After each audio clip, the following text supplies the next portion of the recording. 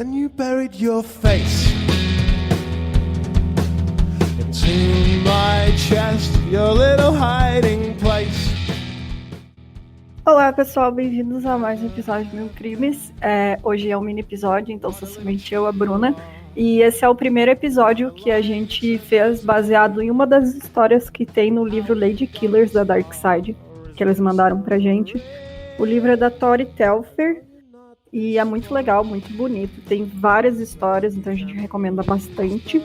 E é isso. Vamos lá então, pro caso de hoje. You're not the one for me, although I just can't seem to let you go. You appall me. Okay, call me. O caso da Alice Kittler era um dos primeiros registrados onde uma mulher foi acusada de ser bruxa que dormia com seu íncubo. Eles diziam que esse demônio era chamado de Robin Artson, ou Robin Filho de Arte, ou somente Filho de Arte. O caso dela também foi o primeiro julgamento legítimo por bruxaria na Europa, e ela pode ter sido a primeira serial killer documentada no continente. Então ela nasceu em 1263 e foi a primeira pessoa que se tem registro de ter sido condenada por bruxaria na Irlanda. Ela nasceu no condado de Kilkenny, que inclusive ela ficou conhecida depois como a feiticeira de Kilkenny, que fica na Irlanda, e ela era filha única de uma família de comerciantes que se estabeleceu no país em meados do século XIII.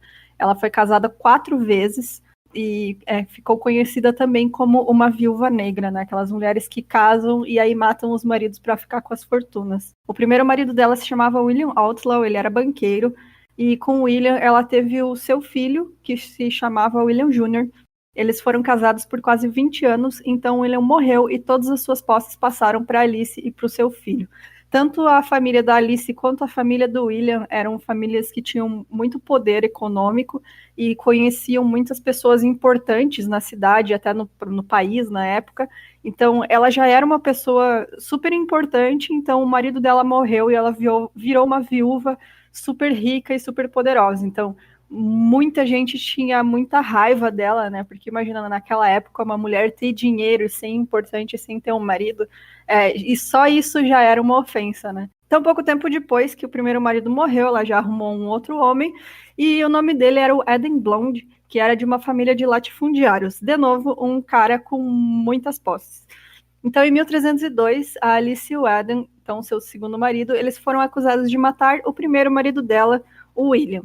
Mas essa acusação não tem tanto peso, porque o que acontece é que o Adam deu dinheiro para o William Jr., deu muito dinheiro para o William Jr., e o William pegou e enterrou esse dinheiro, e aí algumas pessoas ficaram sabendo sobre isso e foram lá e desenterraram e falaram que tinha encontrado um tesouro.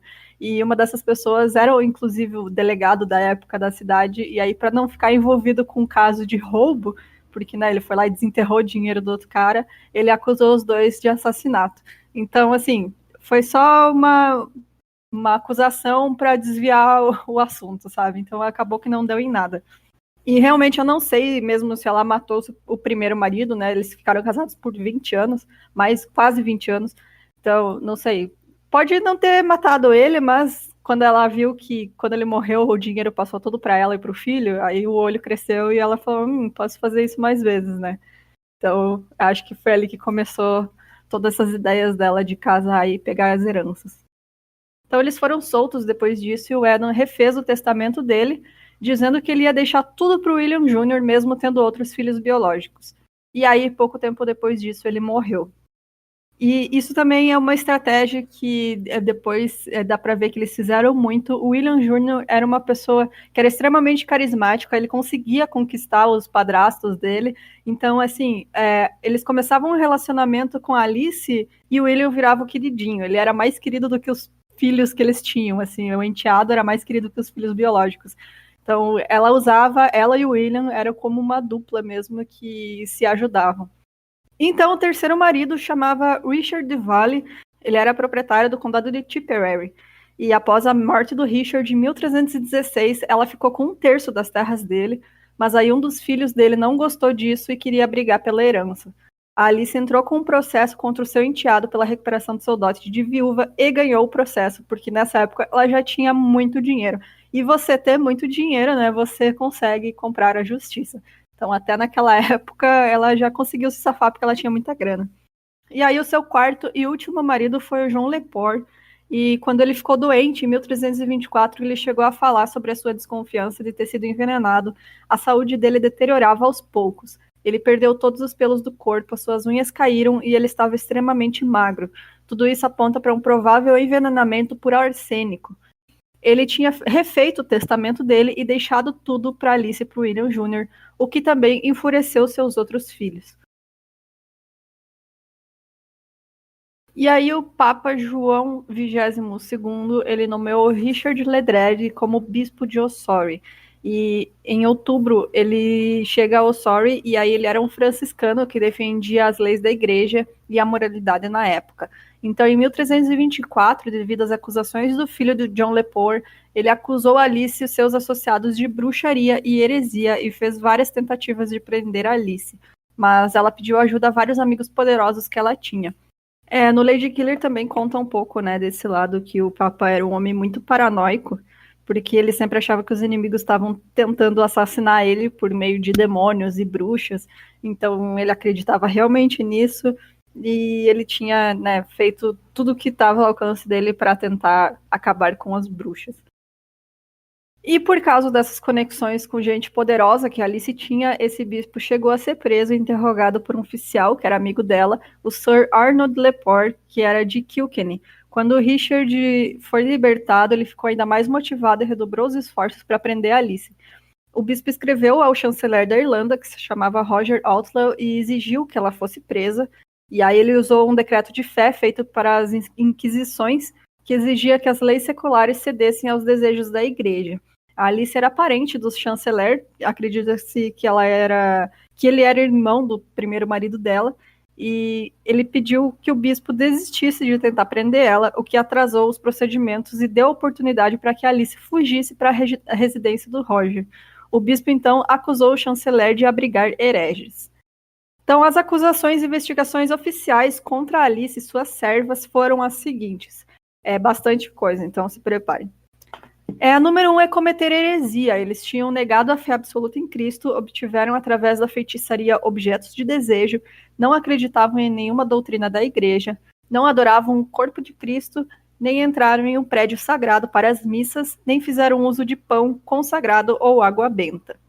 Número 2 era sacrificar animais. Eles diziam que tinham oferecido animais vivos em sacrifícios a demônios, ou animais eram desmembrados, então espalhados em encruzilhadas em homenagem a um espírito do mal, que era o Incubus, né, chamado Filho de Arte ou Artinson.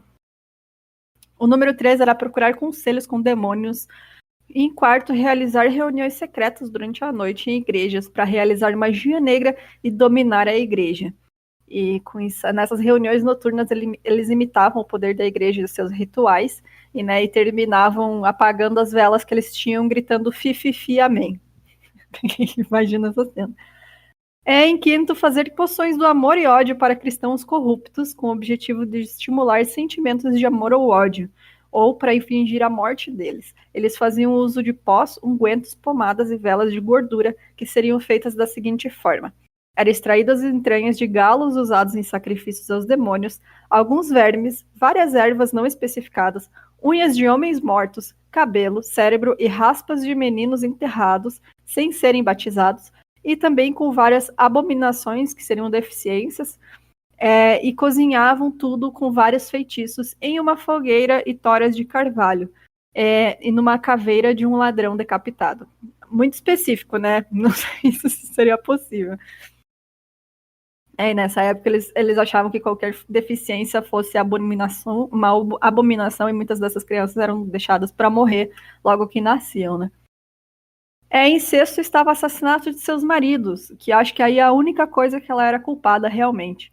E não só os filhos do marido da Alice acusaram ela disso, mas também o bispo. E além disso, eles alegaram que seu atual marido, né, que era o John Lepore, estava tão atingido pela magia dela que estava em uma condição cadavérica. Suas unhas tinham caído, assim como seus cabelos e pelos do corpo todo. Ele com certeza teria morrido se não tivesse sido alertado pela serva. E dizem então, né, que nessa ocasião ele tomou as chaves da esposa, encontrou várias ervas e outras coisas dentro de um baú trancado e mais tarde ele entregou na mão de 2 padres. Então dizem que nesse baú tinha tipo cabelos e coisas como se fosse de um ritual. E em sétimo seria a posse de um familiar, que eram espíritos de companhia ou animais que acompanham as bruxas. Quem joga RPG sabe o que é isso. O demônio filho de arte, ou Robin filho de arte, era onde Alice tirava toda a sua riqueza. Essa era a acusação deles. Esse íncubo ele podia aparecer de várias formas, às vezes como um gato ou um cachorro peludo e preto, acompanhado de 2 cachorros maiores, sendo que um desses outros cachorros carregava uma barra de ferro. E de acordo com outra fonte, o sacrifício para o espírito do mal teria consistido em 9 pedras e 9 olhos de pavão. Enfim, né? Você não podia ser uma mulher rica e viúva e ter um gato de estimação. Você era uma bruxa. Então, depois de alguns meses de impasse, uma das criadas da Alice, chamada Petronella de Myth, ela foi torturada até confessar a prática de bruxaria. E aí a confissão, ela detalhou o envolvimento dela e de Alice em 6 dos 7 crimes que elas estavam sendo acusadas. Embora o testemunho dela provavelmente tenha sido forçado, né, e não é confiável com certeza, os acusadores obtiveram a maior parte de suas informações com essa confissão. Claro, né, nessa época eles usavam muito essa tortura, ou você confessava que tinha participado de rituais e era bruxa, ou você morria. E se você confessava, você morria do mesmo jeito, que você ia ser condenado à morte. Então, né. E aí o bispo Ledred, ele fez essa recontagem da confissão da Petronella e ele escreve o seguinte: em uma dessas ocasiões, na encruzilhada fora da cidade, ela havia oferecido 3 galos a um certo demônio a quem chamava Robert Filho de Arte, das profundezas do submundo. Ela derramou o sangue dos galos, cortou os animais em pedaços e misturou o intestino com aranhas e outros vermes negros, como escorpiões, com uma erva chamada milfoil, e também com outras ervas e vermes horríveis. Ela havia fervido essa mistura em uma panela com os cérebros e as roupas de um garoto que morrera sem batismo e com a cabeça de um ladrão decapitado. A Petronella diz que teve várias vezes por instigação de Alice e uma vez em sua presença consultou demônios e recebeu respostas. Ela havia concordado com um pacto pelo qual seria o médium entre Alice e o tal do Robert, seu amigo. Em público, ela diz que com os seus próprios olhos vira o demônio acima mencionado como 3 formas, na forma de 3 homens negros, cada um carregando uma barra de ferro na mão, e essa aparição aconteceu à luz do dia antes da Alice, e enquanto a própria Petronella estava assistindo, a aparição teve relações sexuais com Alice. Após esse ato vergonhoso, ela limpou o lugar nojento com lençóis de sua própria cama. Mas, com o tempo, o Roger, o chanceler, ele conseguiu se livrar dessas acusações de heresia, e dizem que a Alice aproveitou esse tempo que ficaram nessa confusão de tentando acusar ela, e ela fugiu para a Inglaterra. E aí ela não aparece mais em nenhum registro contemporâneo, ela sumiu do mapa. Ela pegou todo o dinheiro dela e se mandou e trocou de identidade. O bispo continuou perseguindo seus colegas e acusando eles de bruxaria. A Petronella foi açoitada e queimada viva na fogueira em 3 de novembro de 1324, e a filha dela, Basília, fugiu com Alice. O filho da Alice, William Jr., ele também foi acusado de heresia, usura, perjúrio, adultério e clericida, entre outras coisas. Ele acabou retrocedendo, né, das acusações, do julgamento, e aí ele recebeu ordens de ouvir 3 missas por dia durante 1 ano e alimentar os pobres. Porque realmente, né, era um homem, e aí só mais pra frente é que homens também eram acusados de bruxaria, né, então ele não foi condenado à morte. Então Alice acabou meio que virando uma lenda como a primeira bruxa da Irlanda, e existiram muitos poemas e pinturas sobre ela. Se você procurar, você vai achar muita coisa bem interessante. Então, muita coisa se perdeu com o tempo, mas a gente tem, com certeza, essas provas de que ela realmente era uma viúva negra e matou vários de seus maridos. E é isso, gente. Espero que vocês tenham gostado. Indicamos muito o livro do Lady Killers. A gente vai fazer ainda mais casos que tem nesse livro. Então, fiquem atentos e até semana que vem. Olá, cloroquiners, tudo bem com vocês? Sim, eu tô aqui no Mini 1001. Por quê? Porque, pra variar, eu vim dar um recadinho. Se você gosta de desenho e de histórias em quadrinhos e de terror, nesse sábado rola a Quarentena Con, que é a Comic Con da quarentena, que vai acontecer aonde? Na sala da tua casa, ou no quarto, ou onde você estiver assistindo, porque é uma live que vai ter durante o fim de semana inteiro com vários artistas, então procurem lá no YouTube Quarentena Com. Eu apresento às 18 horas.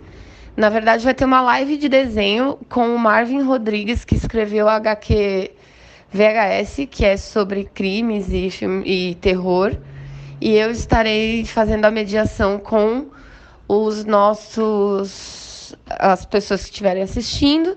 Convido todos vocês a assistir também.